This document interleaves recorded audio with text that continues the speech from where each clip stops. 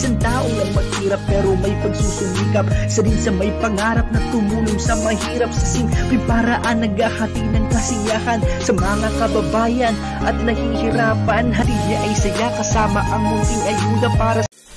Yun mga kasani, dahil tapos na po yung tanghalian at ngayon na po sila, asintada na po sila. Sani simula na po mag-asintada. At ayun nga po yung order po namin na semento na 20 sakong semento. Hindi pa po dumating pero bayad na po yun. So kahapon ay bumili tayo ng semento nung isang araw bili tayo ng semento ng 5 sako. At ngayon naman po ay bumili si Sani ng 4. So kinausap ko na yung hardware na binilhan natin ng semento kasi di pa daw dumating yung truck nila. Nakapag dumating yung truck nila, tapos baka sobra na yung semento natin, so pwede naman yun bawasan. I-refund na lang natin yung sobra, kumbaga pwede natin i-refund kung ilang sako na lang yung kukunin natin. Kasi nga hindi pa dumating at nagkaubusan po yung semento. At pumunta sila Sani sa bayan kanina pagkatapos nila mananghalian ni Jeremy. At ayun, paiba-iba po mga kasali, baka magtaka po kayo, paiba-iba po yung presyo ng semento dito kasi sa iba-ibang hardware. So bumili sila kanina ng 4 na sakong semento. 280 po yung isang sakong semento. Kinarga na lang po nila sa motor. Tag-iisa silang motor din. Tagda 2 sako sila. So ngayon po mga Sani, na po sila simula sa pag-asintada. At syempre maraming salamat kay God. At ayun, gabayan niya tayo palagi sa araw-araw. At syempre maraming salamat sa mag-asawang Ma'am Evelyn and Sir Ramon sa pag-sponsor dito sa kusina natin. At syempre sa lahat pa ng sponsor, maraming salamat. At sa mga viewers na lagi nakasuporta sa mga vlog namin, maraming salamat po sa inyo. At ayun na sila Sani, nag-asikaso na sa nag-ano na ng mga Sani level para sa pag-asintada. Habang yung halo ay nakababad na. Andito na yung halo. Andito tayo sa loob. So ayun yung halo. Ano yung halo mga Sani? Ayan. So nabisi na sila sa para makapagsimula na ng asintad. Ito po yung nabili nila na semento ngayon mga kasani. Ayan. Yan yung isang sako. Pangalawang sakong semento. Then yung pangatlo.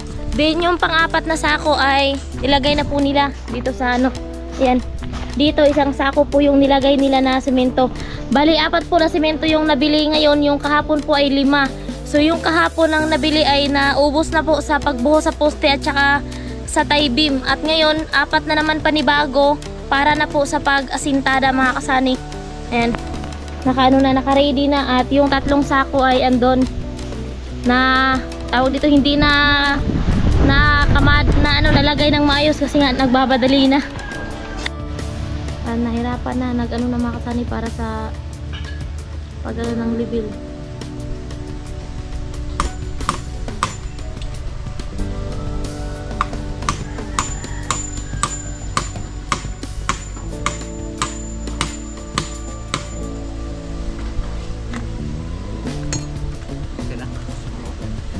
Na Sani nag ng hulog tansi para sa pagsisimula ng asintada. Di pala basta-basta mga Sani mag-asintada ka lang, kailangan pala talaga talaga label lahat.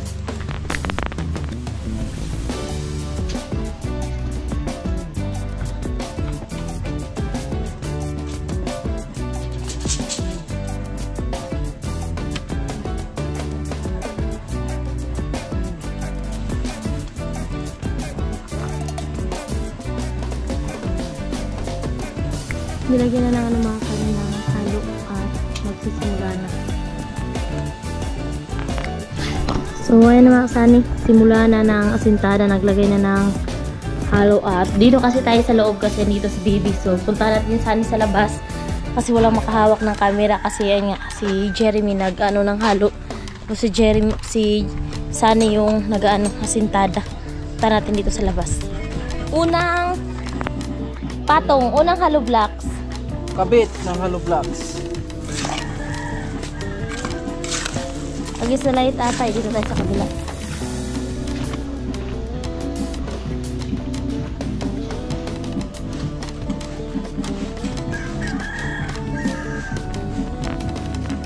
You guys.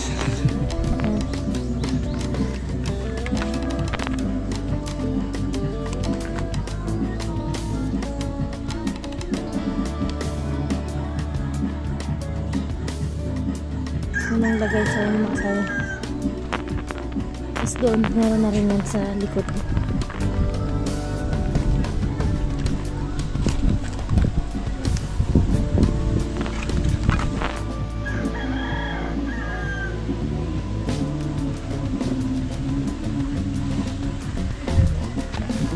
Okay na.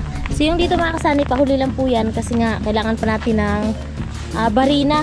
Kasi walang abang kailangan pa ng barina para maano doon yung bakal. Kaya tsaka na lang to, dito lang muna mga kasani. So ayun na, kinuha na dito yung nakaharang na hollow blocks. Maghakot ako ng hollow blocks. Isa-isa lang. And maghakot tayo ng hollow blocks mga kasani para dagdag dito kasi si Jeremy yung nagkukuha ng hollow. So sa akin naman yung hollow blocks. Okay. Kuha tayo ng hollow blocks. Pa isa-isa lang mga kasani. Yan. So yun si Jeremy naghakot ng hollow.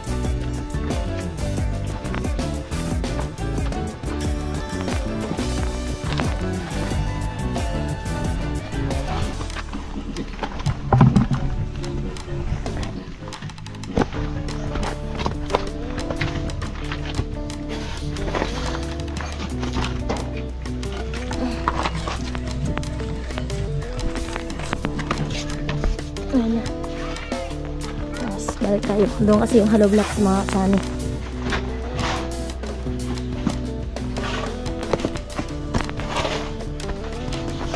Diyan naghahalo.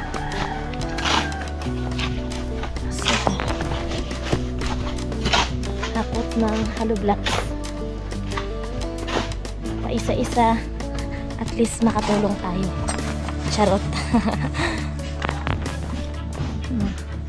Okay.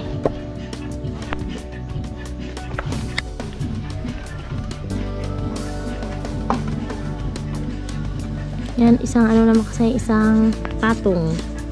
Isang hollow blocks pa lang.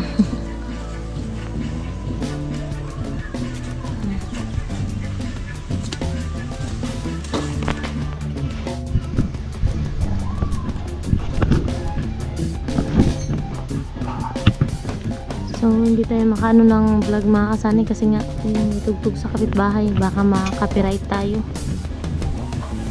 Mahirap na. Yan. Nakaano na si Sally ng 5 hollow blocks. Sa atin si Jeremy naghakot pa ng hollow blocks.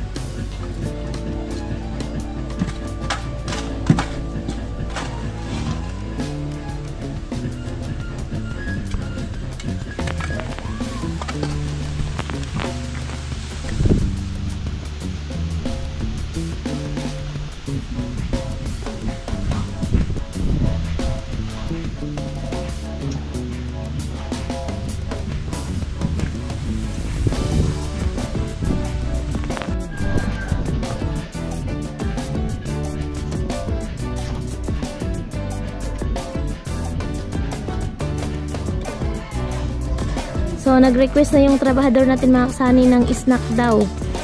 Ano Anong gusto mong snack? Kape? Tubig? Ha?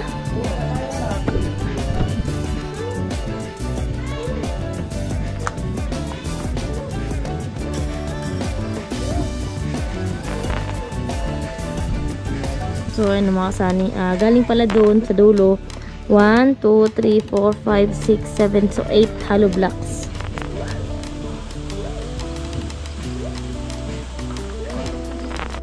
So, ayan mga kasani, pang 2 patong. Tapos mamaya, ayan, pangalawang patong na.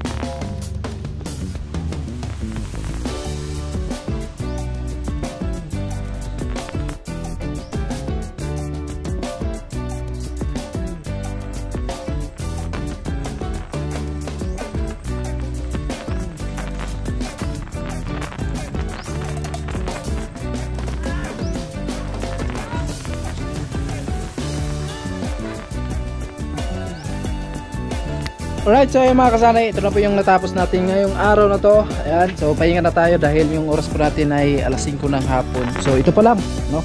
2 patong na hollow blocks. So hanggang dito lang muna tayo at hindi pa tayo nakadiretso doon. At ayan, bukas na naman tayo another mag-asintada mga kasanay, no? Kaya ayan, tapos puso po kami nagpapasalamat sa lahat ng mga minamaraming viewers, sponsor, lalo na sa mag-asawa, Ma'am Evelyn tapos kay Sir Ramon, and more blessing pa po ang darating sa inyo. At ingat po kayo palagi. At ayan mga kasanay, abangan nyo na lang sa next na vlog po natin. At tuloy-tuloy na yung asintada natin mga kasanay, naikot na yan. So ito, okay na, may asintada na tayo. Ayan. Right. May asintada na.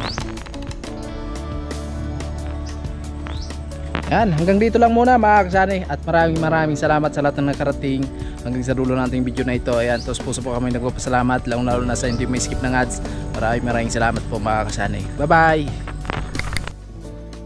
Yun mga kasani, nung last day po nung July 1, di po tayo nakapag-total kahit meron po tayong expenses sa kadahilanan po na ayun nga, pag nag-e-edit nga si Sunny, so kapag may ginagawa po ako, hindi na po niya ako inaano na mag-total. So ayun, mag-total po tayo at napanood nyo naman po sa vlog namin na meron po talaga tayong nabili.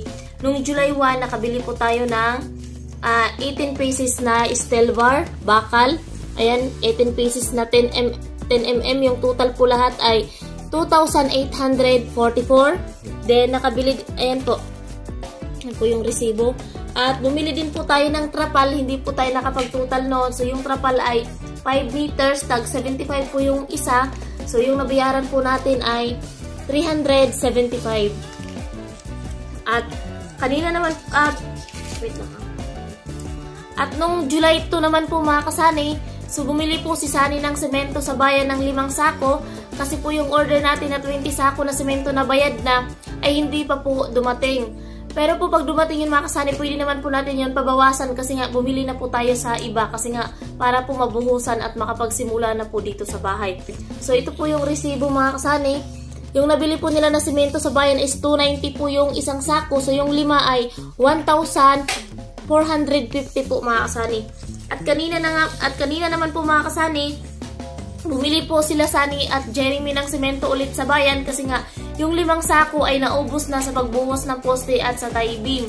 So bumili sila ng 4 para sa pag-asintada mga Sunny. So ito po yung resibo. So iba-iba po yung presyo mga Sunny kasi iba-iba pong hardware. So 4 na sakong semento, 280 po yung isang sako. So yung 4 po ay 1,150. So ito na po yung mga Sunny yung expenses natin. So ayan po yung 18 pages na bakal na 10mm ay 2,844. Yung trapal naman po ay 375. Yung 5 sakong semento ay 1,450 at yung nadagdag na 4 sakong semento ay 1,120. So nagtotal po lahat yung expenses natin na 5,789. So yung pondo po natin na pera ay 25,238. Din yung bawas po natin ngayon ay 5,789. So yung natira na lang po ay 19,449. So ito na lang po mga kasana, yung natirang pera natin ay 19,449. At maraming salamat po sa butihin nating sponsor na walang iba kundi si Ma'am Evelyn and kay Sir Ramon. At syempre sa lahat po ng mga sponsor namin at sa lahat ng viewers, maraming salamat po sa suporta niyong lahat. Huwag po kayong mag-i-skip ng ads dahil simulan na naman po ng pag-iipon natin ng revenue para po sa July. Maraming salamat, ingat po tayong lahat palagi and God bless po. Bye-bye!